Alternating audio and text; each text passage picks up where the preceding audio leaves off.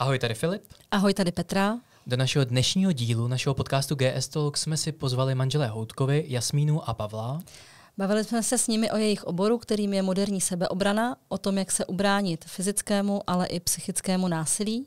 Nebo třeba taky o tom, jestli při sebeobraně je důležitá intuice nebo nějaký prvotní pocit. Tak si to pojďte poslechnout.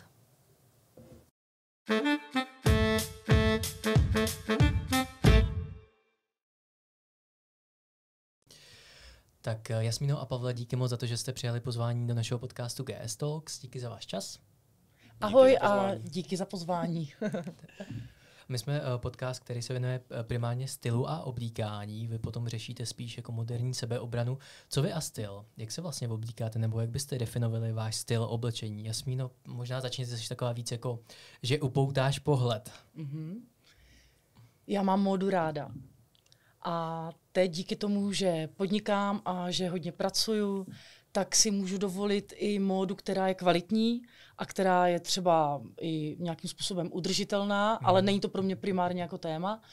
A třeba teď se mi stalo, že jsem si koupila poprvé v životě něco jako podle mě velmi drahého. Podle asi většiny lidí, co mají průměrný pražský plat, tak to drahé není, ale pro mě jo, protože já pocházím z velmi chudé rodiny, z rodiny, která byla dysfunkční, kde nebyly peníze, kde byl alkoholismus a podobně, takže já si těch peněz jako vážím a teď poprvé v životě jsem si koupila kvalitní kabát od české návrhářky.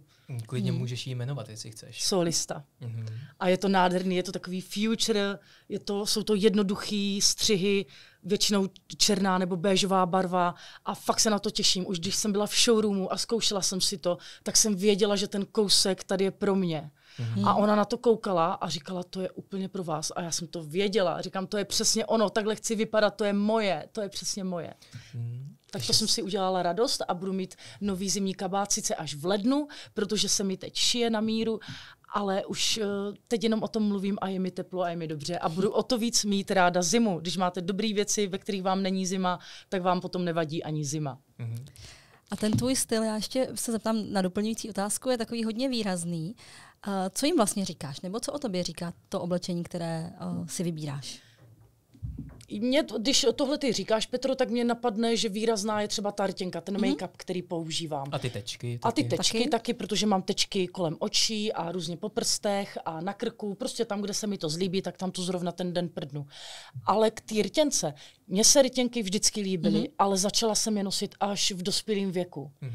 A myslím si, že to hodně souvisí s mým sebevědomím, protože dřív jsem to sebevědomí neměla, takže jsem i věci, které se mi líbily, tak jsem si prostě neoblekla. I když jsem se v nich cítila dobře, i když jsem sama pro sebe byla hezká, tak jsem si říkala, to je moc. A teď vlastně díky moderní sebeobraně, kterou učím, kterou propaguju, které věřím, tak i díky tomu já vlastně nosím třeba červenou rtěnku. Někdy nosím úplně fialovou, někdy nosím velmi výraznou, takovou fosforující. Nevím, jestli to slovo je správně, ale rozumíte, že jde jako o to, jak já se cítím, že to vlastně vyjadřuju tou rtěnkou, kterou mám. Pro někoho je to make-up, ale pro mě to je to, jak já se cítím, že mi je dobře, že to je můj styl. No a myslíš si, že to oblečení souvisí se sebevědomím, protože v Česku jako ty lidi vlastně to oblečení moc neřeší, nebo mám pocit, že tady není ten trend jako show off se ukazovat nebo prezentovat tím oblečením, tak myslíš si, že to s tím má nějakou souvislost? No jasně, obrovský. Proto vždycky říkám, nebo nás se na kurzech často ptají, hele, když se budu zahalovat, tak jako tu pozornost neupoutám a pak se mi nic nestane. Pak třeba půjde nějaký agresor na té ulici a mě si nevybere. No a my vždycky říkáme, hele, to vůbec není pravda. Tohle je právě velký stereotyp. Myslet si, že když se schováš někde do kapuce, když budeš mít třeba nějaký vošklivý vytahaný svetr nebo tepláky nebo hnusný zablácený kroxy, tak že si tě ty lidi nevšimnou, to právě není pravda. Protože když nemáš sebevědomí a chceš se schovávat, tak ty agresoři to cítí a právě po takových lidech jdou. Takže spíš, když se zahaluješ, když se bojíš, když si nevěříš a chodíš oblečená nebo oblečený jinak, než v čem by skutečně chtěl, tak se na tebe to násilí lepí víc. Proto, když jde žena výrazně oblečená, má třeba minišaty, má třeba velký výstřih, velký výrazný make-up, boty na vysokých podpatcích, tak tato žena sice je terčem pokřikování o něco víc, než když takové výrazné oblečení nemá, ale nejdou po ní ti agresoři. Nejdou, protože si říkají, ta si věří a to já nechci, protože každý agresor chce někoho, kdo si to nechá líbit, nějakou snadnou kořist. Můžeme to přirovnat k tomu, jako když seš zloděj a chceš jít vykrást dům, tak si vybereš ten dům, kde se nesvítí, kde nikdo není. A nevybereš si barák, který je rozsvícený, odkud hraje hudba, kde se občas u těch oken projdou lidi. A tohle je stejný. Prostě každý agresor to chce mít jednoduchý, takže si vybere tu, která je zakřiknutá, která vymetá pohledem podlahu, takovou přepadne. Ne tu, která má pěkný oblečení, který mu věří. Nebo nemusí být ani podle společnosti pěkný, ale takový, který ona má ráda. Není to o tom, že máš červený, obrovský kabát, výraznou rtěnku a půlku hlavu vyholenou. Ne, můžeš mít normálně jakýkoliv styl, ale musí ti sedět. A pak, když ti sedí, tak máš sebevědomí a nejdou po tobě agresoři. Tak a je to. No, nebo spíš v menší míře, že jo. Jo, ty seš tady taky, to je Pavel. Nemůžeš to říct takhle ultimátně, to taky není pravda. Ale ta šance je třeba vyšší nebo nižší. A k tomu se určitě ještě dostaneme. Já jenom ještě bych hrozně nerada zapomněla na Pavla a na jeho styl oblékání. Aby jsme si řekli, jak to máš ty, Pavle, co rád nosíš a jak třeba přemýšlíš o tom, co si vezmeš na sebe ten který den. No a je pro tebe to oblečení taky vlastně jako představuje to, co říkala Jasmína? Je důležitý, protože podle toho, jak jsi oblečený, tak tě lidi vnímají. A můžeš si stokrát říct, že ne, že to tak není, nebo že na to kašle, že ti to je jedno, ale ono to jedno není. Může to být jedno někomu, kdo už opravdu jako dosáhl všeho a nic v životě nechce. No, ale to drtivá většina lidí není, jakože si dovedu představit, že to nemusí řešit, já nevím, třeba Mark Zuckerberg. No, tak tam je to asi jedno, ten prostě může přijít kamkoliv a je to fuk. Ale i on to řeší vlastně asi. Ale my, normální lidi, to řešit musíme, protože prostě podle toho, jak vypadáš, tak tě ty lidi budou posuzovat. A budou posuzovat, když čekají, že když jsi v něčem třeba profesionál, takže taky budeš profesionálně ustrojený. Že? Jo? Nebo nevím, když jsi umělec třeba, tak taky asi budou čekat, že jsi nějak umělecky oblečený, třeba, že to v sobě odrazíš. Takže ano, jako řeším to. Jasmína říkala, že moc neřeší, nebo že pro ní není priorita ta udržitelnost a tyhle věci, tak pro mě docela jo. Já hodně řeším, odkud to je, kde se to šilo, kdo to šil, kde se berou ty věci, ze kterých se to ušilo, z čeho to je ušitý a tak dále. Nenosím třeba žádné věci jako ze zvířat, jako kožené věci a tak. A jsi vegan? Jsem vegan, no. A jak chodím v černý. To je můj styl. Co to teda jako pro tebe znamená ta černá barva? Nebo dneska, když bys popsal ten svůj styl a co tím chceš říct tím tvým stylem? Tímhletím, co máš dneska na sobě? Krom toho, že máš teda brandový tričko, tak to asi víme, co tím chceš říct. Já se snažím, aby to bylo pro mě jednoduchý. Takže vlastně takový můj ideál je to byl, myslím, Steve Jobs. Který měl ty roláky. Černý roláky. Všechny Jenny. No, tak to by byl vlastně takový můj ideál. A vlastně kalhoty mám asi patery stejný, jenom v různých stupních obnošenosti. a nosím brandový trička, tak ty mám taky stejný, akorát v různých barvách. No. A dneska jste v černé oba a to je hrozně zajímavé, mě to vlastně hned praštilo do očí, protože my jsme mluvili už s mnoha lidmi, kteří barvy řeší a všichni říkali, že černá je neutrální barva, za kterou se ledasco schová a která vlastně neříká všechno, která trošku maskuje. Tak je zajímavé, že jste oba dneska zvolili černou. Já totiž absolutně nesouhlasím. Černá znamená sílu, sebevědomí a dobrý vkus. No, já si jako pamatuju na jeden rozhovor, kdy vlastně ten jeden stylista nám říkal, že vlastně černá barva je takový joker, že ona vlastně se jako že metamorfózuje prostě podle toho prostředí, kde se jako nachází. Když prostě jdeš na pohřeb, tak si můžeš jít černou a vyjádříš tím smutek, ale když jdeš do společnosti a vezmeš si černou, tak jsi jako elegantní a jsi vlastně jako a slavnostní. Tak jenom nás zajímá ta černá vlastně jako, co pro vás znamená ta černá barva? Za prvé dá se to sladit se vším, jo. A já, jak nosím ty výrazné rtěnky barevný, tak to prostě hezky vypadá, to je celý. Potvrzuju. Já teda ještě... A taky já jsem hodně jako čuně a když něco jím, tak mi kápne tamhle skvrnka. To jsi mi zakázala říct tady dneska v tom podcastu. Vidíš, a já už to tady plácám. Takže i z toho praktického hlediska prostě jsem čuně, černá barva to skryje. Já vím, mohla bych nosit ještě taky jako maskáče, ale v tom se úplně necítím dobře. Proč zrovna maskáče? Tak to, když se o toho zablátíš, nebo ti ukápne jako kečup, tak je to v pohodě, no. Já docela teďka často nosím růžovou. Jo, já jsem si nechal udělat speciální edici těch našich triček jako v růžový.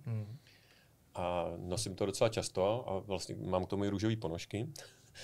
A přijde mi to takový fajn, že se vlastně čeká, že když se řekne sebeobrana, ještě to je ten chlap, že jo, takže to já tě jenom poprosím, zkus jenom víc. Jasně, pardon. Tak to gesto jsem chtěl udělat, jo, tak se čeká ten chlap sebeobrana, že prostě bude velký, že jo, zamračený prostě a přísnej a v těch maskáčích nejlíp. Tak mi to přijde takový hezky jako subverzivní, že právě chodím v tom růžovém tričku a jsem vlastně na to hrdý, že to jako schazuju, protože byť to je vážný téma samozřejmě, tak si nezaslouží to, aby prostě všichni ty lidi byli jako zamračený a se ještě kruto přísný a 30 zbraní okolo sebe a všechno taktický, kdyby prostě, nevím, začala válka teď, tak aby mohli tady, nevím, utíkat na Vítkov. Petě, řekni něco o růžový. Ano, já jsem to, mně se růžová líbí. Já jsem chtěla říct, že jsme kdysi mluvili s jedním stylistou, který říkal, že růžová je baby červená, takže vlastně jakoby mužská barva, primárně barva nejenom teda agrese, ale i boje, připravenosti, ale zároveň říkal, že se muži bojí nosit růžovou, protože ji mají spojenou s něhou a to je primárně ženská. Ano. Setkáváš se, Pavle, s tím, že ti někdo říká, ježiš, ty máš růžový triko, to je divný?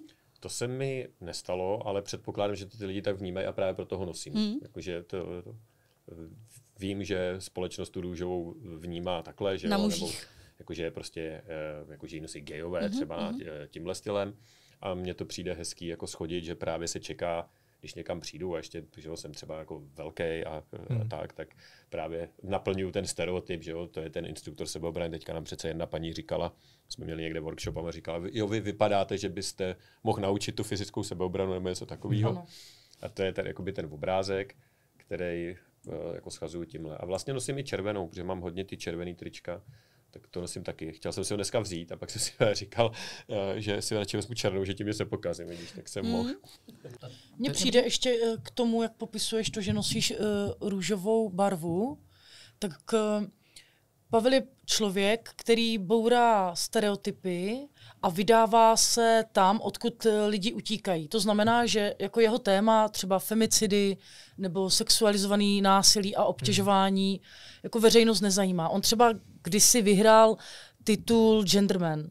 A lidi se ho ptali, nebo jedna novinářka se ho zeptala, jestli jako mu ta cena k něčemu pomohla. A on dostal záchvat smíchu a řekl, v žádném případě ta cena mi spíš škodí, protože teď jsem pro ty lidi nejenom z toho oboru, z těch tradičních sebeobran, ale i jiných jako lidí, co nějak vnikají do veřejného prostoru, tak jsem jako terčem posměchu, že jsem teda ten feminista, ten, co jako je slaboch a ten, co si vybírá tady ty témata, aby třeba se nějak jako prosadil, prostě různý takovýhle nesmysly.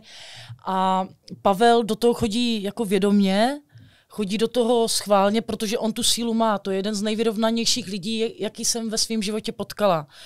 A přijde mi, že tu růžovou barvu nosíš částečně i proto, že má takový stigma, že to děláš prostě schválně, na just. Jako vy tady ti lidi hlavně jako z toho našeho oboru prostě jsou hrozně drsní, jsou macho, jsou jako takový, že hele, když nebudeš trénovat, tak nebudeš prostě dobrý, tak si za to taky tak trochu kámo můžeš sám, když nechodíš 2krát týdně na Thai box a nechodíš někam s bouchačkama.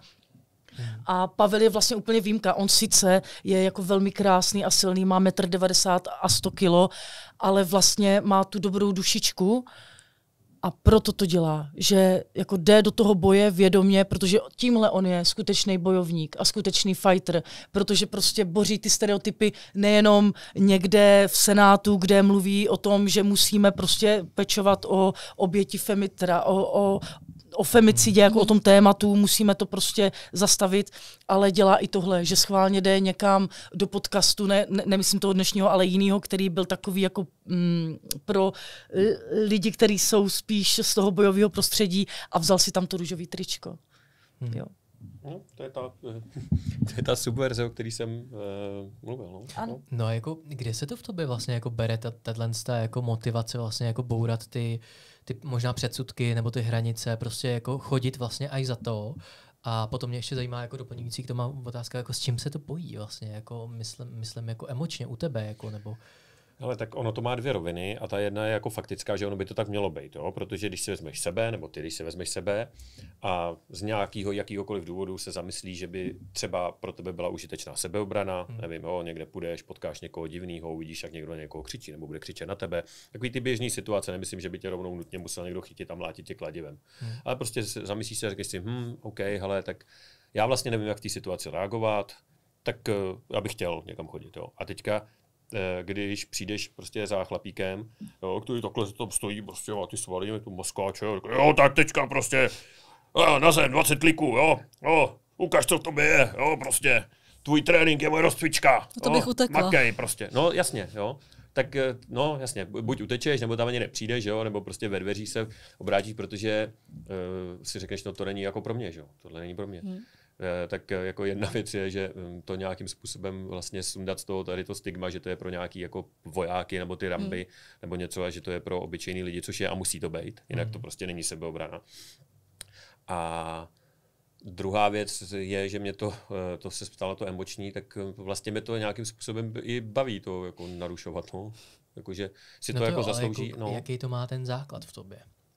Prostě proč to děláš? Já to chápu, že chceš zbourat ty hranice, ale jakoby nebo třeba možná to přeformuluju tu otázku, kdy jsi přišel na to, že tě vlastně jako baví jít za ty hranice. Jako mě třeba zajímá, často se říká, že nějaký programy máme z dětství, tak jestli třeba tam vidíš jako nějaký počátek už v dětství.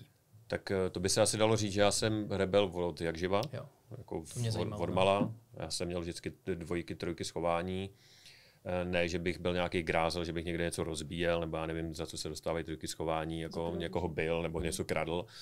Ale já jsem měl vlastně furt ty samé poznámky a to bylo prostě vyrušuje. Vyrušuje, přes napomenutí pořád vyrušuje. Jo, takhle jsem měl jako víc poznámek v té žákovský, jsme ještě měli ty psaný žákovský než známek.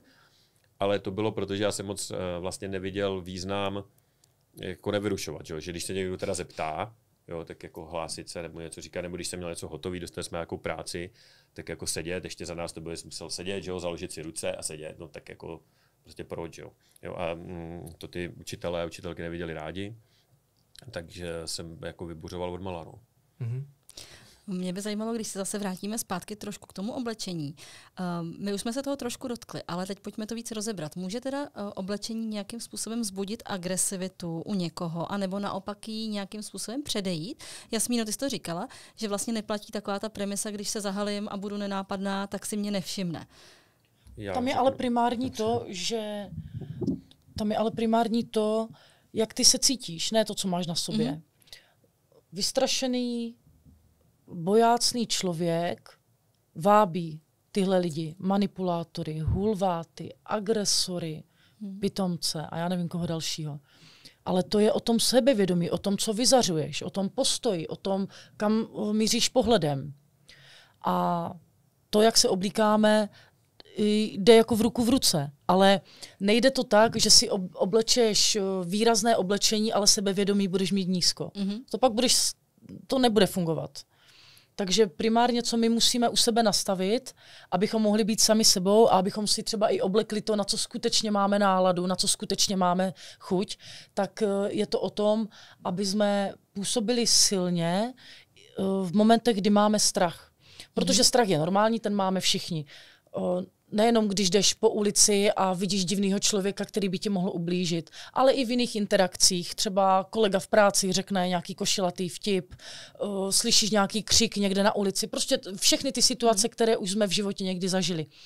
A my si musíme upravit naši pozornost, abychom vnímali to, že se něco děje, něco změnit. Teď mám divný pocit, teďka musím něco udělat.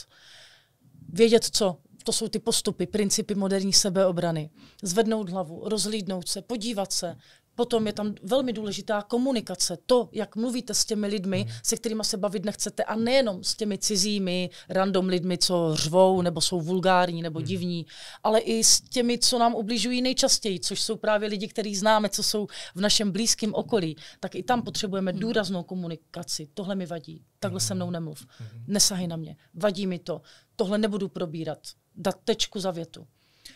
S tím se pojí, když tohle se naučíš, tak pak můžeš být skutečně sama sebou a nosit to, co fakt chceš. Je to odpověď? Určitě. Ale k tomu oblečení, jestli může vzbudit agresi. Typicky spíš ne, ale samozřejmě já k tomu ještě něco dodám, ale typicky my se hodně zabýváme sexualizovaným násilím, tak to je takový prostě ten nejsprostší stereotyp, že když je žena oblečená nějak, já nevím, vyzývavě nebo odhaleně nebo něco, tak si vlastně za to může tak trošku sama, protože přiláká to násilí, což teda vůbec jako není pravda. To je změřený fakt, na to bylo spousta studií, je celku jednoduchý ty studie udělat, protože prostě se podíváte na to, co měly ty oběti sexualizovaného násilí na sobě a porovnáte to s nějakým vzorkem a je to. A nehraje to tam žádnou roli. Způsob oblečení oběti nějak neovlivňuje míru pravděpodobnosti, s jakou se staneš obětí sexualizovaného trestního činu. Tam není žádný vztah, to víme. Byla docela pěkná výstava v New Yorku, která se jmenovala Co jsem měla na sobě. Myšleno, co jsem měla na sobě, když mě znásilnili a tam fakt bylo jako pyžamo, policejní uniforma, jo, minišaty, tepláky. Je to jako v celku úplně jedno. Takže pokud se týká sexualizovaného násilí, tak tohle nehraje roli už jen proto, že víc než 90% znásilnění jsou dopředu plánovaný činy. Že to není jako my máme furt představu, že znásilnění je jako spontánní, že ten chlap se prostě nějak neudržel nebo něco a tak jako jo, je to pudový zvířátko najednou a jinak to nešlo. Jo. Ale to není pravda, protože zase víme, hodně přes 90% znásilnění je prostě dopředu naplánovaný čin, kdy ten člověk už dělá nějaký kroky dopředu a plánuje si to, že se to stane. A pak je mu jedno, jestli máš na sobě tepláky nebo minišaty, protože jde za tím cílem. No. Ale zase jako v jiných věcech teďka třeba byl případ nedávno, kdy zmlátili toho kluka, protože šel někde s nějakou duhovou vlajkou, tuším, nebo duhovým oblečením, že jo, a nějaký agresoři ho zmlátili. Tak to je zase případ, kdy to vysloveně tu pozornost těch agresorů jako připoutalo, že jo. Jinak by se to asi nestalo. Takže ta odpověď není úplně jednoznačná. V tom sexualizovaném násilí, v tom smyslu vyzývavý takzvané oblečení, ano, jindy to asi stát může, no? Nebo když prostě půjdeš ve slavistickém dresu do spartanského kotle, tak asi taky možná dostaneš nějakou facku. Dobře, jenom k tomu případu z toho kluka s tou vlajkou, který ho napadli, protože patřil do LGBT komunity, tak by to nemělo být tak, že by lidé neměli nosit prvky LGBT komunity, ale mělo by to být tak, že nebudou za to napadáni, že ať máš klidně duhový vlasy, duhový náramky, duhový řasy, prostě cokoliv, tak by to nemělo, lidi by na ně neměli útočit, to je prostě špatně. Ještě jako zajímavě vlastně tak jako oba dva potvrzujete to, že to násilí vlastně začíná už jako při nějakém vyzařování, že z člověka vyzařuje ta síla nebo vlastně to sebevědomí. Pro mě je to takový hodně, nebo možná i pro posluchače, takový jako abstraktní, prostě neuchopitelný jev. Jako, co tím myslíte? To vyzařování vlastně. Třeba jako dokážu si představit to, že pokud si vezmu nějaký oblečení a jako necítím se sebevědomě, že třeba moje tělo komunikuje potom nějak tak, že vlastně jako dávám nějaký mikroimpulzy vlastně těm násilníkům k tomu, aby mě napadli.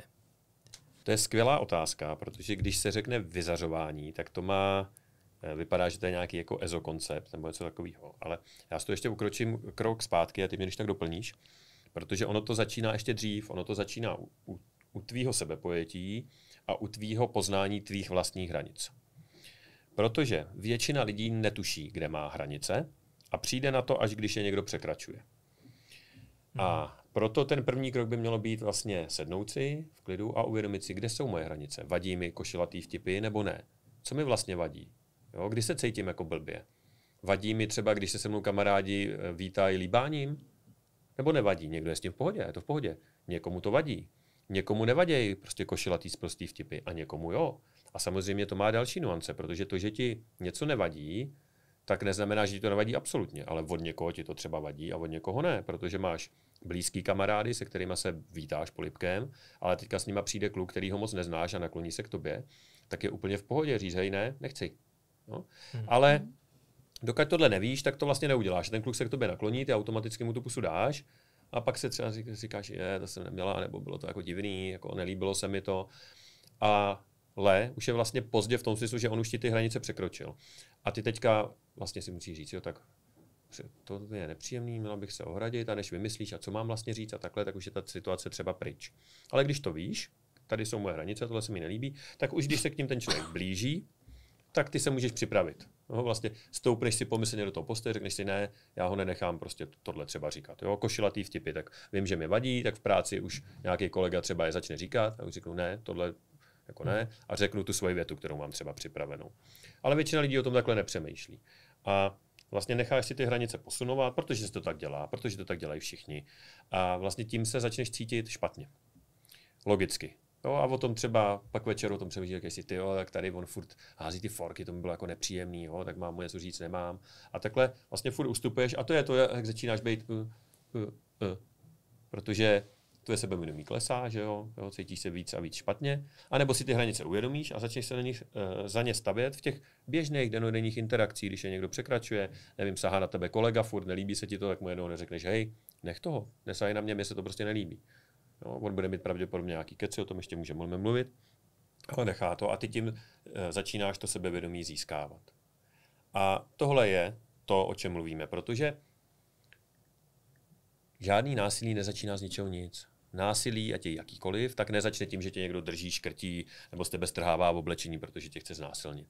To násilí začne tím, že ten člověk si tě vytipuje, mluvili jsme o tom, víc než 90% znásilnění, vlastně jakýhokoliv násilí je plánovaný, takže ten člověk si tě potřebuje otypovat.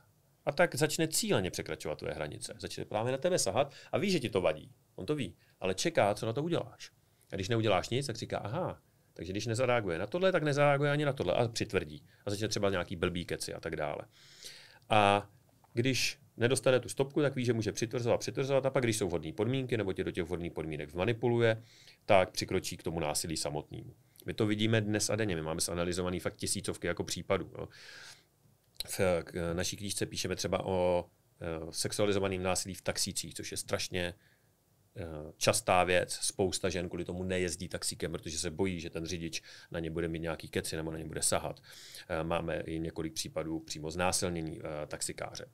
A všechny ty případy, my jsme je analyzovali, mluvili jsme s těma lidma a nikdy to není tak, že ten taxikář jede a jednou zatočí volantem, zajede někde, já nevím, do nějakého hvozdu a vrhne se na tu pasažérku, ale vždycky to začne, že začne mít nějaký jako sprostý vtipy.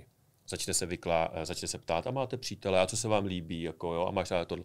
A teďka a posunuje ty hranice a čeká, co ta žena udělá. A když se neohradí, že jo, to protože typicky to je tak, že no, to je mi nepříjemné, ať už tam jsme, ježiš, nebo se nějak nervózně chechtá, nebo tak vlastně vidí, že může. A to je zase o tom, potřebuješ mít tu hranici, pak se za sebe postavíš a to je to vyzařování. Prostě ten člověk najednou narazí. On ti cíleně přestoupí ty hranice a narazí. Aha, tak jako ta je ostrá, ta si to nenechá líbit, nebo ten si to nenechá líbit, že jo, tak tady mi pšenka nepokvete. Chceš to nějak doplnit? Že vlastně všechno to... přepadl teď. Všechno to, o čem mluvíme, ten jako řeč těla, výrazný hlas a tak dál, tak to vychází z toho nastavení, že ty ses rozhodl, že se za sebe postavíš a že si to nenecháš líbit. Já bych to možná doplnila já. Já si to umím představit, tohle v interakci s cizími lidmi. Umím si představit, že se to naučím a dokážu to udělat s cizími lidmi. Velmi špatně si to dovedu představit v situaci rodinné. Když například typicky vám chce dát někdo z rodiny pusu nebo dítěti, že často se to i řeší, a vy nechcete, nebo ty nechceš, to dítě nechce. A to mi přijde mnohem složitější si říct té rodině, hele, já nechci od tebe pusu, teď nelíbí se mi to. Jak s tímhle naložit? Je to složitější v tom, co bude následovat. V práci, že jo, to taky jako. To je tvoje téma. Taky. Proč je to moje téma? No, tak ráda o tom mluvíš. Dobře, to jsem zjistila. Ale teď mluvil já, tak bychom se měli vystřídat. Vystřídáme se, uděláme to takhle. Ano, Pavle. Podívej, ono jako bránit se je vždycky těžký, protože ty tím vždycky něco ztrácíš. Ztrácíš tu dobrou pohodovou atmosféru, která je teda jen na oko, protože když je tam někdo, komu něco vadí, tak to asi není úplně 100% pohodový. taky s tím přichází to, že když se ozveš třeba proti kolegovi, který má zase homofobní nebo sexistické fórky, tak se setkáš s tím, že ti řekne s velkou pravděpodobností, Ježišmarja, co děláš, jako ty přeháníš, nebo byl to jenom fórek, nebo buď rád, jakože tady říkám tyhle fórky, aspoň tě můžu pobavit, když seš ty takhle nudnej. A začne to házet na tebe. Říká se tomu znevažování a přichází ve většině případech. Když to nastává, tady tohle, vlastně když my se ohradíme a řekneme třeba, to mi vadí, takhle se mnou nejednej, a přijde znevážení, zesměšnění a něco dalšího, tak to znamená, že se máme bránit o to víc, protože člověk, který třeba řekne blbej vtip, všem se nám to někdy povedlo, já jsem na začátku tohoto podcastu taky řekla pitomej vtip, kterýmu se nikdo nezasmál, děje se to. V takových případech je nám trapně a nepokračujeme dál. Takhle to poznáme, že někdo udělal přešlap, nebo se ten člověk omluví, nebo to přizná, že to jsem přehnal nebo přehnala, tak sorry, no, klidně takhle, stačí. Ale jak teda odhalujeme hulváty, manipulátory, agresory a prostě lidi, kteří nemají dobrý úmysly, tak je odhalujeme právě tím, že když se ohradíme, tak se neomluví, tak jim není trapně. Ale hážou to na nás a říkají, ale prosím tě, přeháníš. A tebe, kdo by tě chtěl, se na sebe podívej, ty vole. Když jsi stará, ne, to by už je přes 30. Nebo on se Ludva rozvádí, tak má teď těžký období a začne ho třeba omlouvat i to okolí. Tak chci jenom říct, že tohle je vlastně náš takový způsob, jakým můžeme poznat, že se skutečně jedná o moment, kdy je dobrý se bránit. A chci vás na to připravit, ať se připravíte na to znevážení, protože když narazíte na takového člověka, teď jsem před chvilkou říkala, že vlastně to přichází ve většině případech, tak se musíme bránit ještě jednou a znovu to zopakovat a stát si za svým. Já vím, je to těžký. A zvlášť, když to přichází v rodině. Teď budou Vánoce, takže se budeme navzájem navštěvovat. Někde se může třeba i popíjet alkohol, někde se můžou vytahovat staré křivdy. V takových případech to bývá velmi těžký. A ustát to, vymezit se proti nějakému strejcovi, který mě poplácává po stehínku a říká mi, že jsem jako pěkná ženská, nebo že mi to moc sluší, nebo že mi prosvítá podprsenka, nebo cokoliv jiného, tak je jako velmi těžké, protože ano, ty tím ztrácíš vlastně nějaký kredit, že děláš vlny, jako kazíš tady rodinnou atmosféru, teď jde zrovna pohádka, tak radši se pojďme dívat na pohádku a nekaz tady náladu všem, teď on ten strejda to dělá všem a tohle se jako bude dít. To je těžké, ano, já to přiznávám. Bránit se prostě je sakra těžké. Ale proč to teda je dobrý dělat? Protože my si tím zajišťujeme to, že ten člověk už nebude pokračovat. Nejenom ten oplzlý kolega, který má nevhodný vtipy, ale i ten strýc žoviální, který nás poplácává po stehínku. Proto se vyplácí se bránit, protože my tímto násilí zastavujeme. A vlastně tím vytváříme i atmosféru toho, jak se tady k sobě budeme chovat. A obrovský bonus je ten, a tímhle teď jako mířím na lidi, kteří se nedokážou za sebe postavit, protože je to pro ně těžké a sami pro sebe tu hodnotu nemají, tak vám chci něco říct. Když se ozvete, tak máte obrovský vliv na to okolí. A v tom okolí může být někdo, kdo to slyší, že jste teď zvedli hlas. Může to být třeba nová kolegyně, mladá, která se teprve učí. Může to být někdo jiný z rodiny, který pak za vámi přijde a řekne, mě to taky vadí. Děkuju, že ses ozval nebo ozvala. Mě to pomáhá. Nebo se k vám přidá a bude vás víc. A vy vlastně tomu okolí ukazujete, hele, tohle je špatně, tohle já tady nestrpím. A vlastně vy jste tvůrci té změny. Vy to nastavujete. A to je obrovský bonus a to je vlastně i ta motivace, proč my bychom se bránit měli. I za cenu toho, že ztrácíme nějaký kredit, že nás budou pomlouvat, že nás nebudou mít rádi, že nás nebudou zvát na ty zaměstnanecké večírky nebo na ty další rodinné oslavy. Tohle ztratíme, ale získáme to, že nastavujeme my to okolí, cítíme se lépe a to je prostě dobrý. Ještě doplním ty děti, jo. My máme malou dceru a učíme ji v tomhle duchu samozřejmě, aby se uměla za sebe postavit, aby řekla, když je jí něco nepříjemné. A samozřejmě narazili jsme na takovéhle situace, kdy jí někdo chtěl dát pusu, ona řekla, že ne. A ta druhá strana třeba nereagovala úplně dobře. No, třeba to začalo nějak přesně schazovat, zesměšňovat, jako ty jsi taková ostrá, nebo třeba nějak jakoby citově vydírat, jo, tak ty mi nechceš dát pusu, já budu smutná, nebo něco podobného. My do toho vždycky vstoupíme, a naše úkoly už to ví, tak to nedělá. A oni to nedělají třeba se zlým úmyslem, jo? Protože to děcko je opravdu roztomilý, že jo? Chtějí mu dát tu pusu, ale tam je potřeba se zamyslet, co tím to děcko naučíš. Jo? Co se tím ta naše dcera naučí, když odmítne někoho, sebere tu odvahu a odmítne, protože je to naučená a teďka jí někdo začne schazovat. Jo? Nebo jí říkat, ty jsi roztomilá, když jako říkáš takhle ne. Jo? No tak ona se naučí, OK, tak já když se za sebe postavím, tak když je někdo větší, silnější, tak to stejně nebude respektovat. Takže to je vlastně marný. Takže co se tím naučí? Naučí se, obzvláště když to slyší 10krát, 20krát, prostě 100krát za život, že když se ohradí a ten druhý je větší a silnější, tak to vlastně nemá cenu. A získá to, co vlastně nazýváme naučená bezmoc. Už se prostě ani ohrazovat nebude, protože ta druhá strana je stejně zesměšní, nebude jí poslouchat, nebo si to prosadí. A to je nastavení do života, který samozřejmě nechceš, protože to jsou lidi, kteří k nám pak chodějí, se ty věci jako naučit. A jediný způsob, jak tomu zabránit, je, že budeš právě tu mladou generaci vychovávat v tom sebevědomí. A my to jako dodržujeme fakt důsledně, že třeba přijdeme k lékaři, je to jasně malý děcko, má dostat injekci a teďka ta lékařka začne mluvit na mě, jo, tak ji jako slíkněte a já to, tak jako ona je pacient, tak to říkejte jí. A tak to jako kouká, že ty nevím, jestli to zažila, říkám, tak jako ona je prostě, tak to řekněte jí, že jo. A tak se obrátí na to děcko a řeknu mu to, tak já ti dám jako tohle a nebude to bolet.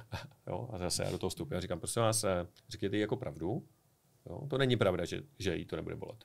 Jo, a zase já jí to klidně řeknu, a co jí tím naučíte? Naučíte jí tím, že doktoři prostě kecají. Že jí řeknou, nebude to bolet a ono jí to bude bolet. Jo, tak vy to chcete mít rychle z krku. Řeknete, to bude ne, nebude to bolet, jí to bude bolet a příště už vám nebude věřit a nebude věřit žádnému doktorovi. Jo.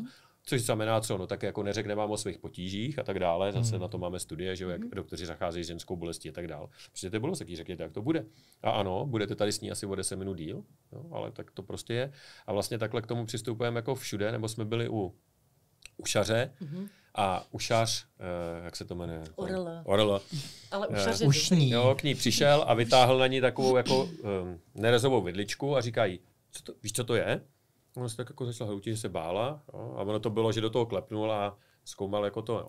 A pak mi říká na konci, jako před ní ještě, no ona se nějak strašně bojí, jo, to jako, to není jako, to je divný. Já říkám, prosím vás, dobrý, tak vy jste jako orel, nejste psycholog, tak si tohle nechte. A za druhý, když byste šel někam poprvé, byl tam člověk, který je 2krát větší než vy, vytáhnul by z kapsy prostě takhle ohromnou nějakou nerezovou věc a jako naklonil se k vám s ní, tak byste se nebál? Jako? A mě slíbilo, jak jsi popisoval to, že vlastně co mohla cítit ta Mariánka, jako to, jak on jí zhazoval a ještě před tebou, že vlastně nemluvil na ní, ale na tebe o tom, že ona je nějak útlocitná, že se jí rozvíjí třeba nějaká úzkost, že to není normální. A ty jsi byl tak dobrý, že se jí zastal, že jo? Protože kdo jiný to má udělat než rodič. Jo? Pro nás dospělí lidi, kteří jsme byli přesně v tomto vychování, je hrozně těžký za sebe bojovat i za naše děti a je nám jako trapně. A říkáme si, no tak Mariánko, jako tak honem, ať nezdržuješ, ale sakra, jako hele, nikdo jiný to za tvý dítě neudělá. A my prostě pokud jsme to nedokázali doposud, tak to musíme udělat teď, protože když jsme rodiče, tak jsme ty největší autority pro to dítě, ty největší hrdinové a hrdinky. Takže o to víc, i když se vám nechce, tak to udělejte. A třeba si nastudujte naše věci, co máme, to naše know-how je jako zdarma, je free prostě na sociálních sítích, na všech, protože chceme, aby to každý znal. Tak nemusíte si kupovat knihu, nemusíte chodit ani na kurz, ale mrkněte minimálně tam, kde o tom píšem a kde najdete fakt jako jednoduchý a jasný postup, jak to teda řešit. Promiň, jenom vlastně k té tvý původní otázce, na kterou tady 20 minut odpovídáme, protože ano, je to těžký. Samozřejmě, že je to těžký. Jo? Teďka jsme zrovna řešili takovou věc, už ji tady nemusíme rozebírat. A to je jedno. No? A ve školce. Jo, a Jasmína říkala, jo, tak jako když to pořešit. A já jsem taky říkal, ne, tak jako je to vlastně v pohodě, jo, nebo už se to jako stalo. A Jasmína se tak na mě jako podívala v těch dveřích a říkala, no jasně, jo. Ale to je ono, jako nechce se ti, jo, tak stalo se to, nebudu se v tom rejpat tak, protože zase budeš za potížistu, zase budeš něco řešit, jo, zase budeš ta špatná, a jako šel jsem to řešit, protože to prostě je důležitý řešit, ale ano, je to těžký. Je to těžký i pro mě, když se tím živím, protože prostě nechceš pořád něco řešit a být za potížistu, ale jako má to ty své benefity, že potom třeba, když šlo o to dítě, tak ti z něj vyroste silný jedinec, nebo z tebe vyroste silný jedinec. No mě tam vlastně napadá k tomu, jako není tohle už nastavený od počátku špatně, protože my jsme vychováváni přeci tak, aby jsme byli jako ty hodní, aby jsme Poslušní. vycházeli s tím Přesně tak. prostředím, aby jsme nevyvolávali ty problémy a tohle jako to, co popisujete vy, tak nutně prostě povede k tomu, že vlastně jako budu vyvolávat ty reakce a musím se na to asi připravit, že jo? Hele, ono to je v pořádku nebejt konfliktní, samozřejmě. Jo? To je jako správná výchova. Ale jsou okamžiky, kdy je potřeba prostě praštit do stolu. A bez lidí, A kteří jak to v určitým... poznám teda, jako, že ta míra už tam prostě se ztrácí, jako. No, jako nepoznáš to, no. Jako, to je právě o tom, že si to rozmyslíš předem. Jestli řekneš, ale tady jsou hranice a za ně jít nechci. Protože když si to rozmyslíš v klidu, tak potom v té stresové situaci máš nějaký návod. Jako sám víš, to ví každý, že ve stresu, abys vymýšlel něco, tak prostě to ten mozek nezvládne. Jo? To je fyziologická věc. Takže ty to vlastně potřebuješ mít velmi dobrý povědomí o svých hodnotách, o svých hranicích, to, co sneseš a to, co už nesneseš a za co seš ochotný se postavit a taky níst následky, to je fér říct. Takže je to prostě tak, že jako nejdřív, když se stane nějaký konflikt, tak bych si měl jako uzavřít do nějakého vnitřního prostředí, nějak si to jako vyreflektovat sám se sebou a potom jako jednat z té klidné hladiny, kterou mám. No nebo spíš předem si to rozmyslet a v tom konfliktu jednat už jako jasně, ale přeci nemůžu namyslet všechny jako situace. To nemůžeš, ale my učíme principy, což znamená, že to, co se naučíš, tu jednu věc, ten jeden nástroj, tak ti bude fungovat úplně na všechno. Ale pro tebe, protože prostě nejsme roboti, potřebujeme ty osobní příklady, proto o nich mluvíme, proto mluvíme o tom, že jsme se museli vymezit u doktora, u ušaře, nebo ve školce vůči paní uklízečce, která tam vyžadovala po dětech pusinky. Ale vzpomeňte si na vaše vlastní situace. Teď, Hergot, všichni jich máme jako x za ten život. Od malá přes pubertu až do dospělého věku. Sáhněte si do té minulosti a vybavte si, co už za sebou máte, kdy vám něco vadilo, kdy jste se chtěli ozvat a neozvali jste se. A s tímto fungujte a řekněte si, jo, teď už umím tohle, umím moderní sebeobranu, takže si poupravím postoj, vím, že se můžu ozvat, vím, jaký používat slova, že mám říct přísnou větu, vím, že musím počítat s tím znevážením, že mě nebudou mít rádi a takhle já to příště udělám. No a pojďme teda konkrétně. Teď to teďka říkáš. Co teda říct? Co konkrétně říct, když se za sebe chci postavit? A jakým tónem třeba? Je dobrý naučit se jednu důraznou silnou větu. Ta může vypadat třeba nechte toho, nebo tohle mi vadí, nebo takhle se mnou nemluv. Nebo důrazný, ale silný ne. To ne vás totiž dostane z toho zamrznutí, protože ve všech stresujících situacích, které nám nejsou příjemný, a je jedno, jestli je to šéf, který tě buzeruje za to, že něco nestíháš a za půl hodiny má začínat další podcast, nebo je to tetička na rodinné oslavě, která chce zase pusinku po tom děcku, který ale není vychovaný, protože jí tu pusinku nedá. To je v takových situacích, které jsou nepříjemné, máme tendenci zamrzat. To znamená, že najednou i navzdory tomu, že máme argumenty, máme vědomosti, jsme třeba i v právu, tak si nevybavíme prostě nic. Takže v tento moment nám funguje ta jednoduchá primitivní věta. Takže řeknu ne. Potom můžu něco doplnit. Takhle se mnou nemluv. Nebo takhle my to neděláme. Tohle je nevhodné.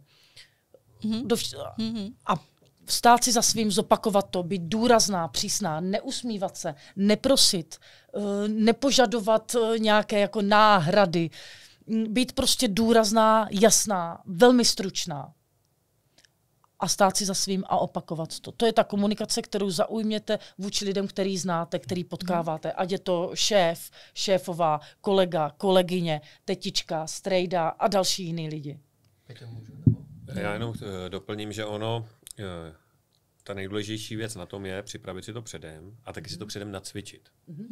Opravdu stoupnout si třeba před zrcadlo nebo před telefon se zapnutým nahráváním a říkat to ne, nebo nechte mě tak dlouho, než to sami sobě uvěříte.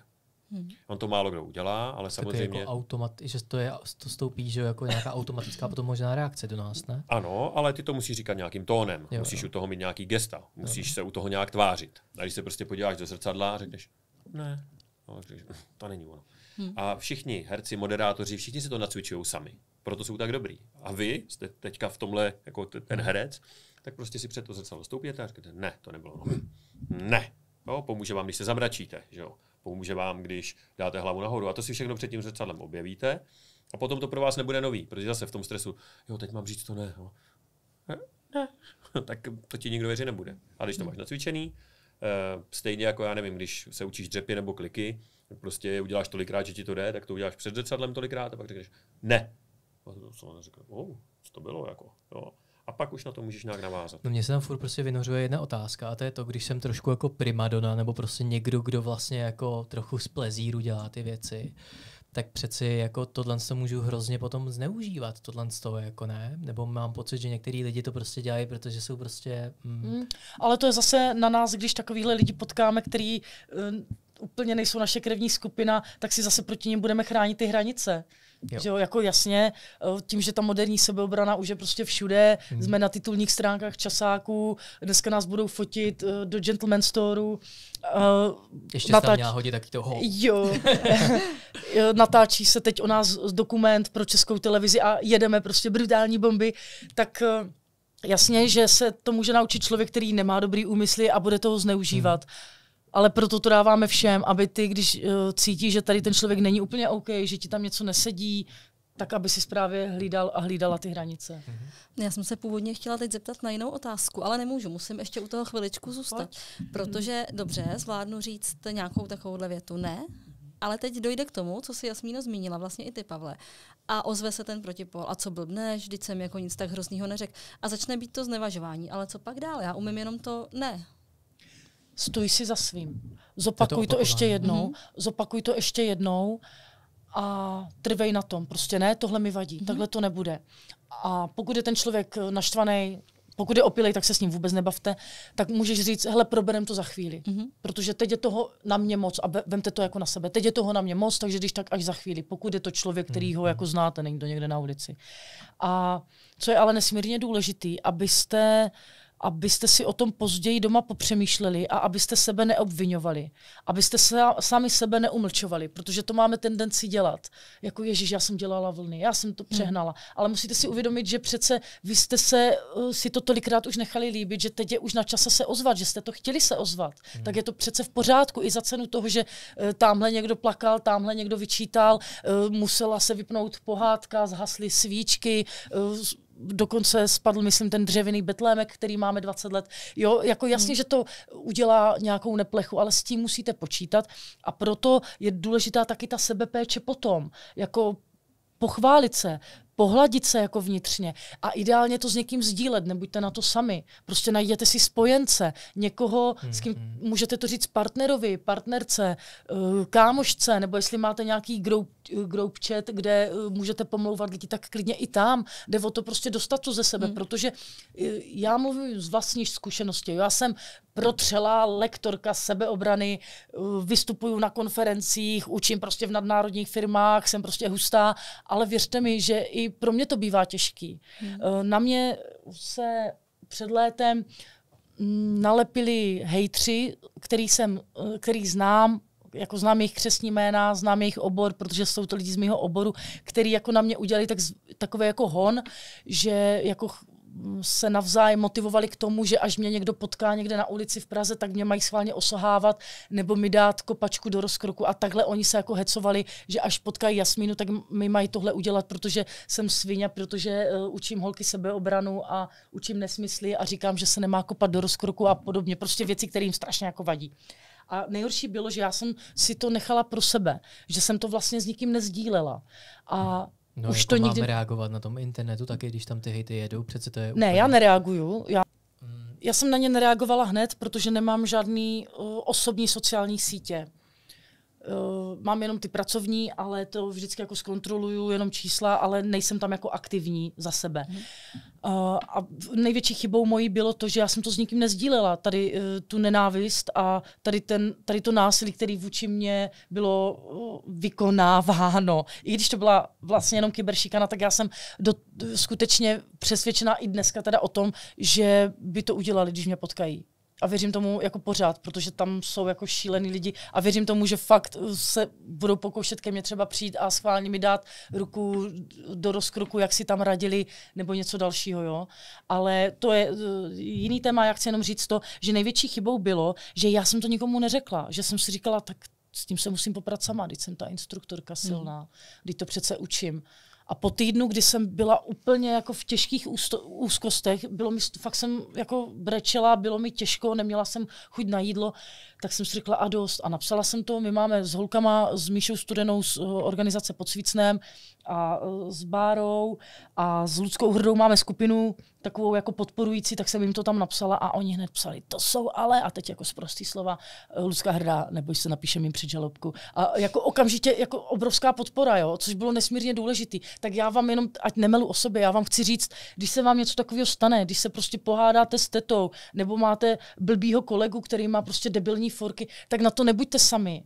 Pokud nemáte nikoho v té práci, tak si někoho najděte z toho prostředí, kámošku, kámoša, prostě někomu, komu to řeknete a podrží vás. Nesmí ten člověk říkat, ale prosím tě, jako, když jsou to jenom košilatý vtipy, nebo když on je jenom rasista, tak když to znáš, jsme Češi. Péťo, hned tě pustím ke slovu. Já tam mám jenom doplňující otázku. Co ty jako mě zajímá vlastně, jestli prostě na ty hejty, protože dnešní společnost o tom je. Jako jsou tady sociální sítě, my se setkáváme s těma hejtama, je lepší na ně reagovat nebo nereagovat? Jako můžeš klidně strozovat. Hele, to si naplánuj předem a každý ať si to udělá podle sebe a musíte vědět proč a jak. Já ti nedám univerzální nástroj, ale řeknu ti ten postup, jak to zjistit. Jo?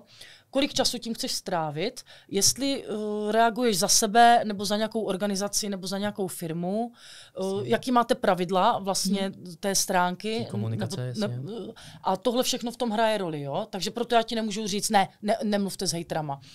Takže je dobrý si o tom popřemýšlet samozřejmě předem, napsat si nějaký etický kodex vůči tomu, jak budu jednat na hejtry a podle toho bych se zařizovala. Hele, pravda je, že to nikdo neví. Jo, je to prostě nový fenomén, my se tím docela zabýváme, jsme ve spojení s nějakými organizacemi, které to řeší v tom veřejném prostoru, tu míru hejtu. Je dobrý taky říct, že o dost větší míře ty hejty směřují na ženy, to je změřený, na to jsou nástroje na sociálních sítích. Taky jdou na to o dost jinak, jo, že my jsme teďka měli takovou nádhernou případovou studii, kdy 2 naše videa vylítly někam k 1 milionu zhlídnutí, což je na Čechy hodně, protože jsou v češtině. Na Česko hodně, protože jsou v češtině. A na jednom mluvila Jasmína a na druhém já. A my jsme si tam udělali takovou případovou studii, jak ty lidi reagovali na mě, ty hejtři, a na Jasmínu. Že? A mě psali, že jsem debil, nerozumím tomu a tak dále. Jasmíně psali, že je debil, nerozumí tomu a tak dále. Ale to, co psali Jasmíně a mě ne, bylo, seš jako hnusná, jo. Měli by tě znásilnit, nebo nikdo by tě ani neznásilnil. Jo. Podívej se na sebe, jak vypadáš. Jo. Mě tam samozřejmě ani jeden komentář tam mě nikdo nepsal, že by mě měli znásilnit, nebo že bych měl někoho znásilnit. Takže tam je ještě ten rozměr tohodle, jako genderovej, který směřuje k tomu, že ty ženy jsou ještě jako urážený skrz tu sexualitu, skrz let a tak dále, což je taky jako nějaká nálož navíc. Jo. Ale co jsem chtěl říct, třeba z mýho pohledu, hejtři jsou super. Jo. Hejtři jsou parádní, já je mám rád, protože nám na těch sociálních sítích zvyšují dosahy, že jo, tak fungují algoritmy, čím víc lidí to komentuje, to je paráda. Naši hejtři jsou ještě tak hloupí, že to sdílejí k sobě na profily, takže ono to vidí, jo, to má spousty sdílení, takže nám to pomáhá dostat se k jiným lidem. A když to ten hejter nazdílí, tak to vidějí jeho kamarádi, kteří už třeba nejsou hejtři, řeknou si, hele, na tom něco je, ono se jim to zobrazí v tom feedu, že? A tak dále, takže k nám takhle přicházejí i vlastně přes ně lidi, že oni nám pomáhají, takže já mám hejtry rád, pěstujte si své hejtry, jo, pomáhají vám zadarmo, že jo, a navíc samozřejmě, ať děláte jakýkoliv téma a děláte ho dobře, tak když nemáte hejtry, tak ho neděláte dobře. No, jako prostě hejtry budou vždycky, ať pletete ponožky, nebo pečete buchty, nebo děláte sebeobranu. Jakmile vystrčíte hlavu, tak ty hejtři přijdou. Takže to je jenom takový ukazatel, OK, děláte to dobře a navíc opravdu hejtři vám pomáhají. Jasně, jo, někde je ta míra, kdy už nechcete se tím zabývat, takže je zcela taky férový říct, že pokud blokujete, mažete a tak dále, je to fajn, ale já vlastně ty hejtry mám rád. Mě vlastně napadá celou dobu jedna myšlenka a to je, jakou roli hraje v moderní sebeobraně strach a jak s tím strachem vlastně pracovat. Protože my jsme si něco řekli, zkusit to třeba před zrcadlem a tak, ale co ten strach, co když ten člověk má ten strach? Zásadní. Já bych chtěla říct. My jsme manželé, tak se trošku jako přehadujeme i takhle v éteru. A budu mluvit já, protože já mám lepší nápady. Ale nebyla to šikana. Byla.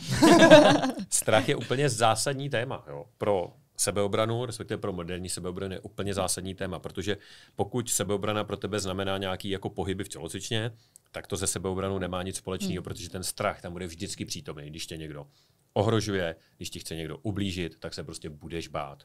A pokud se nenaučíš s tím strachem zacházet, pokud se na něj nezvykneš, tak můžeš umět cokoliv. Můžeš být nejlepší boxer v Čechách, ale stejně to nejspíš nepoužiješ, protože tě zradí hlava. Takže to téma je absolutně zásadní, proto o něm mluvíme na všech kurzech, už jenom proto, že víme ze studií, že nějakých 70% obětí násilí zažije něco, čemu říkáme syndrom zamrznutí nebo paralýza nebo něco, že prostě v té situaci neví, co má dělat a opravdu má třeba problém se pohnout. A je jedno, co umíš. To si uvědomíš až potom.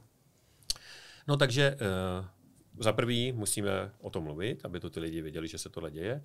No a při tom tréninku je na to musíme nějakým způsobem zvykat. To znamená, že to není o tom, že si ty pohyby zkoušejí nějak do vzduchu nebo před zrcadlem a pak jdou domů, že to by byl nějaký aerobik nebo něco podobného, ale musí se vystavovat těm stresovým podnětům i v rámci tréninku, zkoušet si to v nějakém scénáři, v jakém se to pravděpodobně bude dít, protože teprve potom má šanci to použít v reálné situaci. Ale ten strach je zásadní. Jsou na to postupy, techniky, které se můžeš naučit, jak ho přemoct, jak ho vlastně využít ve svůj prospěch, protože on se dá využít, jo? On má nějaký benefity, ale musíš to vědět a musíš to umět. No. Mně se stává, že mě lidi chválí za to, že jsem silná a že se nebojím. A dávají to jako do souvislosti. A to vlastně vůbec ale není pravda. Já jsem hustá, to je pravda, ale z jiných důvodů. Já jsem dobrá proto, že o tom strachu mluvím. V tom je vlastně moje síla, že já to přiznám, že se bojím. Že vlastně jsem taky na chvilku zamrzla, ale pak jsem to odbourala přesně těma metodama, který já učím. Mám takové jako dva příklady z nedávné minulosti. Tak mně se stalo, že jsem šla do obchodu a bylo léto, měla jsem kraťase a slyším, tam má ale nožky. A já se otočím a tam stojí 2 městští policajti. A já jsem nad tím mávla rukou, říkám si, nechám to bejt, nemám čas, bylo 8 hodin ráno, chtěla jsem si jenom koupit svačinu a rychle vypadnout.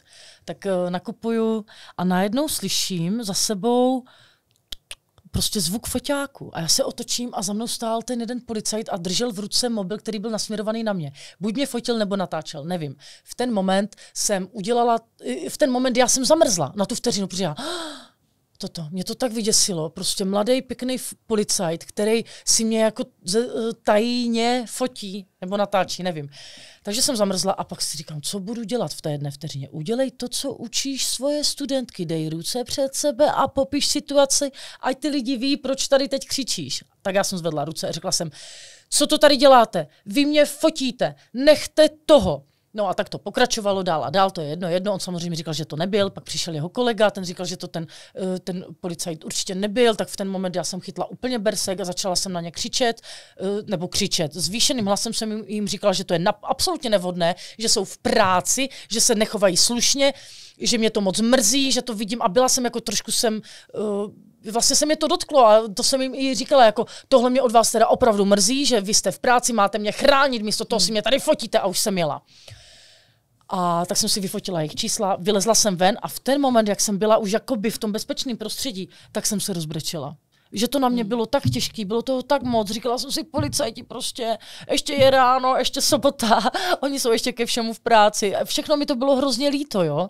A já jsem teda potom na ně podala stížnost, samozřejmě, protože tam nebyly kamerové záznamy, tak se to po 2 měsících vyřešilo tak, že pro nedostatek důkazů se tento případ odkládá. Ale to jsem říct nechtěla. Já jsem chtěla říct, že moje síla není v tom, že nemám strach, ale v tom, že ho mám a že ho dokážu přiznat.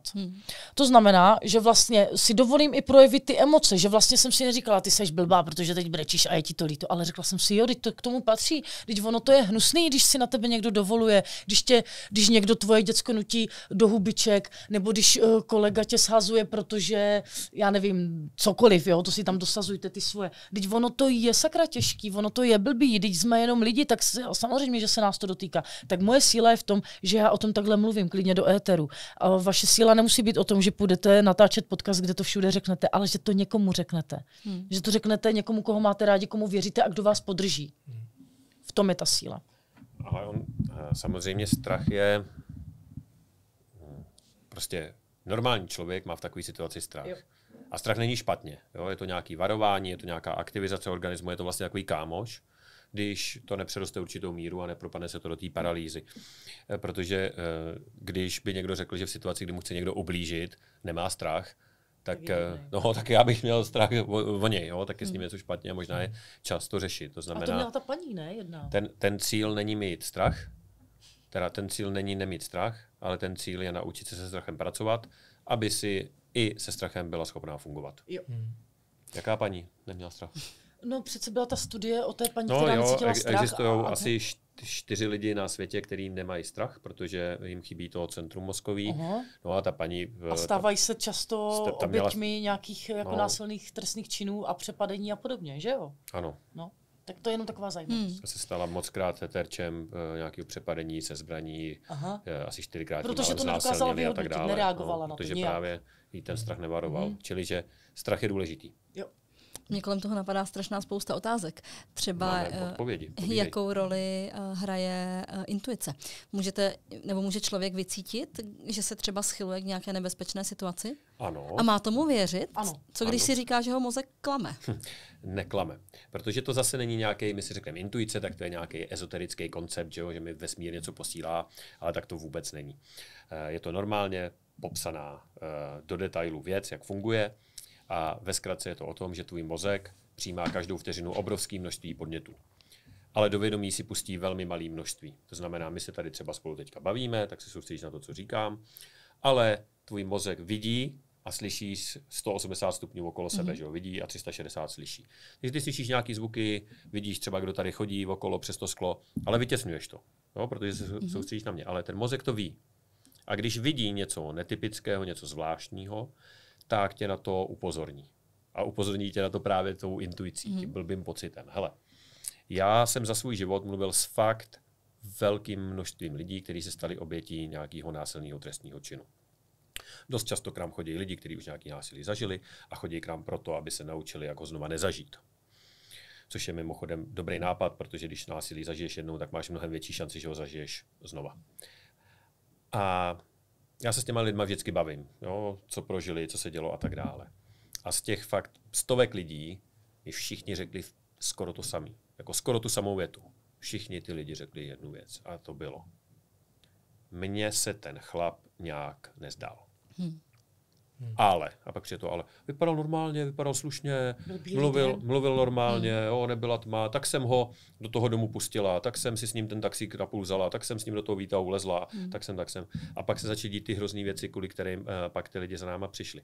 Ale opravdu všichni lidi měli to varování, něco se jim nezdálo. Oni to neumějí popsat, jo, a řekl si, přesně to je to ale, jo, mě mozek klame, jo, tak jsem zbytečně paranoidní, zbytečně se bojím, jako jo, to ne to. Ale když vás mozek varuje, tak jestli můžu dát tady jednu radu v tom podcastu, tak to prostě poslechněte. To neznamená, že začnete nějak hysterčit nebo budete, já nevím, zbijete toho člověka nebo začnete ječet, ale tak se prostě otočte na patě a běžte pryč. Když jste se s někým seznámili v baru, zjistili jste, že jedete stejným směrem, rozhodli jste se, že si vezmete na půl taxíka a vy jdete k tomu taxíku a teďka se vám ozve ten instinkt, hele ne, no tak na tom není nic špatného říct, hele já jsem si to rozmyslela, pojedu sama. No, nebo když stojíte u výtahu, zavoláte si ho, teďka zpozadu vyjde člověk a má jet s váma a vám se líbí, tak klidně řekněte, hele, jděte sám. No, já počkám. To není nic jako z prostýho, ale samozřejmě my máme ten strach, protože si říkáme, no a co si o nás bude myslet? Jo, on si bude myslet, že jsem hysterka, že jo? Že to jako je, že jsem nějaká divná, jako. Ale to za to nestojí. Prostě radši to udělejte a možná se vyhnete jako velkým problémům. Ještě tak poslední otázka na závěr. Kdybyste měli dát 5 nějakých prostě rad lidem, kteří to dneska poslouchali a kteří se třeba jako setkávají s nějakou šikanou nebo nějakým násilím venku, tak jaký by to ty rady byly? Věř intuici. Když máš blbej pocit, tak zvedni hlavu, zkontroluj svoje okolí a reaguj. Nikdy neignoruj.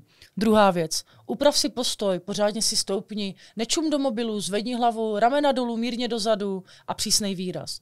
Za třetí, používej důraznou a jasnou komunikaci. Nechte mě, nebo běžte pryč, nebo úderný a důrazný ne.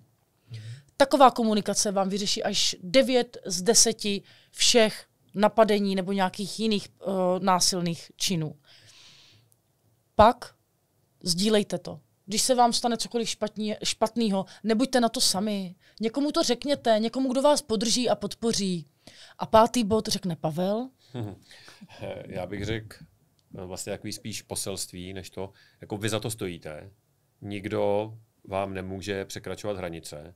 A i když si třeba myslíte, že ten člověk je, já nevím, je to váš nadřízený, nebo učitel, nebo někdo, kdo má nějakou moc, tak on ve skutečnosti nemá. Je to autorita, učitel je autorita na to, aby vás něco naučil, taxikář je autorita na to, aby vás něco někam odvez. Ale to neznamená, že si od něj musíte nechat všechno líbit. Jo? Když zažíváte nějakou šikanu, násilí a tak dále, je to špatně, nemá se to dít a vy stojíte za to, abyste se za sebe postavili. Vy za to stojíte. Tak jo, já jsem se sice chtěla ještě na něco zeptat, ale už asi nemůžu. Klidně se ptej. Tak možná poslední otázka, čas. ale máme už málo času, tak... Ne, ale tahle je fakt důležitá, já se omlouvám, že do toho zase zasahuju. Pavel, já jsem slyšela, Pavle, že ty si někde říkal na nějakém rozhovoru, že jedním z mýtů o sebeobraně je, že žena nikdy nepřepere chlapa, anebo že třeba my jsme obchod s pánskou módou, takže třeba slabší chlap nedokáže přeprat toho silnějšího. Proč je to mýtus? Dokáže to ta žena nebo ten slabší? Dokáže a zase, jo, je to změřený a je to věc, která nejvíc rozčiluje lidi. Většinou takový ty chlapíky jako mačo, jo, říkají, ne, prostě to není pravda, ženská se mi nikdy neubrání, prostě, jo, já jsem tady boxer, jo, když si chytnu, tak nemá šanci, to nám pořád píšou teďka, nemá šanci. Hele, je to zase změřená věc. Jsou na to studie, zase jednoduchý, prostě vezmeš ty případy, kdy byl někdo napadený a zjistíš, v kolika těch případech byl ten člověk úspěšný a v kolika ne a uděláš 100%. No. Takže pokud se vezmou všechny postupy, úplně včetně třeba křiku, útěku a tak dále, tak 80% žen se ubrání útoku. Pokud se vezme čistě ta fyzická obrana, to znamená, nejde utíct, nikdo nepřišel na pomoc, ale je to na mě a já se bráním jakýma úderama, kopama, prostě škrábáním, to je jedno, tak uspěješ 60% žen. Což znamená, že ty máš mnohem větší šanci, že se ubráníš, než že se neubráníš. Ale to nejzajímavější na tom je, že ženy nám často na kurzech říkají, no jo, ale když se budu bránit, tak vlastně skončím hůř, protože to pachatele naštvu a on použije větší násilí. Není to pravda, zase to máme změřený. Ženy, které se brání, mají menší procento úrazů nebo vážných úrazů při tom násilí, než ty, který se nebrání. A zase, když chápete, jak uvažuje ten pachatel, tak je to jasný. Protože když se nebráníš, tak on ti ublíží, co chtěl, já nevím, znásilní tě nebo něco, no ale proč by tě ještě nezmlátil, když nenarazí na odpor? Prostě protože může, tak to udělá. Čili, že když se bráníš, tak máš za prvý velkou šanci, že se ubráníš a za druhý skončíš lépe i do jako fyzického poškození, než když se nebráníš. A za třetí máš výrazně menší šanci, když se bráníš, že z toho budeš mít nějaké závažné psychické následky. Tam třeba 3x nižší podíl lidí, kteří trpí posttraumatickým stresovým syndromem, když se brání. Takže rozhodně se jako braňte, vyplatí se to a rozhodně máte šanci. A máte šanci, protože sebeobrana není nějaký souboj, že bychom si stoupli do ringu, vzali si rukavice a teďka si řekli, tak jo, tak hele, 3, 2, 1 a teď se jdeme prát. Jo? To kdyby jsme takhle udělali, tak já tě asi porazím. Ale sebeobrana není o praní se, je to o tom využít příležitosti, udělat všechno, co potřebuješ a udělat to s plným nasazením a chtít tomu člověku ublížit. A i když jsi malá, tak prst do oka mi zvládneš vrazit úplně stejně, jestli jsi velká, malá, silná, slabá, to je jedno. Jo? Třeba ten prst do oka je jako příklad, jo? Nebo prostě chytit mi ucho a trhnout za něj, nebo něco podobného. A je úplně jedno, jak já jsem osvalený, protože oko prostě osvalený nemám. A je jedno, že jsem větší, silnější, protože když mi píchneš do oka, tak prostě neuvidím, bude mě bolet. A je jedno, jestli jsem větší nebo menší než ty. Prostě to funguje. Tak jo, to byl závěr našeho podcastu. Díky moc za to, že jste dneska přišli a přejeme vám hodně štěstí. Děkujeme. Děkujeme za pozvání, braňte se a mějte se. Ahoj. Ahoj. A množte se ještě možná. Tak jo.